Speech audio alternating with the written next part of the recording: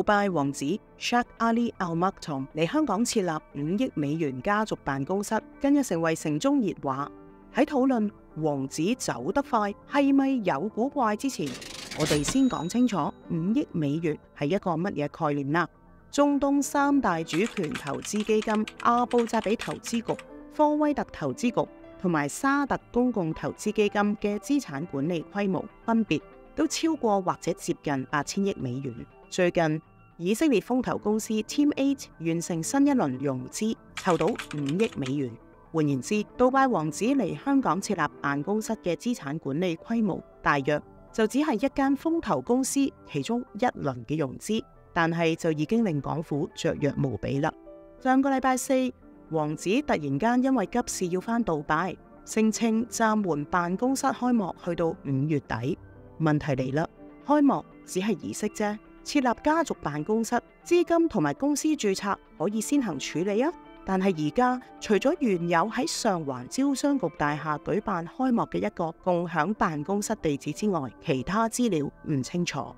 南華早報係最早提出質疑㗎，佢話 Sheikh Ali 係阿聯酋執政家族嘅遠支，並且踢爆 Sheikh Ali 嘅杜拜辦公室只係位於中產住宅區，遠親都係親，就當佢真係王子啦。但係佢嘅私人辦公室團隊就令人充滿問號啦。根據呢個辦公室嘅網站，團隊共有7個人，但係全部只係得個名，相片一張都冇。業務拓展主管 Amira Lobaton 由於冇相，我哋好難核實嘅身份，但係我哋揾到一篇文章介紹前環球小姐菲律賓代表 Amira Jewel Lobaton 喺杜拜展開新嘅職業生涯。如果呢一個選美出身嘅 Amira Lobaton 就係王子團隊成員嘅話，佢喺2022年10月就喺菲律賓曾經因為捲入詐騙而被警方拘捕。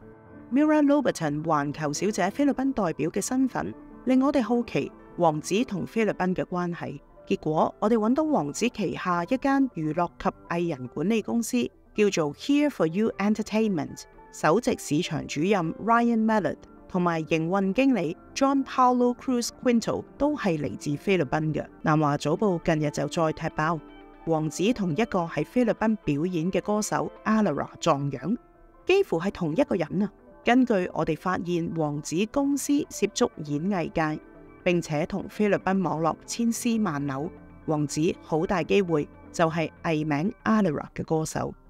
王子團隊名單入邊排行最高嘅顧問 Alvid Ragam 都有隨行嚟香港。根據活動嘅相，我哋確認佢係印度地產商 Tricolor Properties 嘅 CEO， 似乎最有份量喎。走入 Tricolor Properties 公司嘅網站，聲稱項目遍及印度同埋進軍阿聯酋，但係只要點入項目介紹，就發現大多數項目只係得設計圖，實體嘅相都係一片片荒蕪嘅地皮。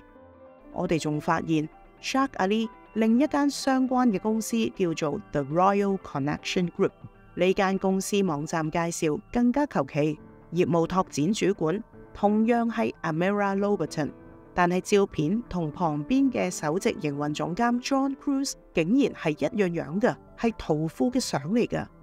特區政府以最高規格接待王子殿下，特首李家超更加親自接見，並且安排佢喺港府高度重視嘅裕澤香港高峰論壇擔任演講嘉賓。究竟事前做過乜嘢盡職審查？睇到王子殿下私人辦公室嘅團隊咁樣組成，都可以照單全收？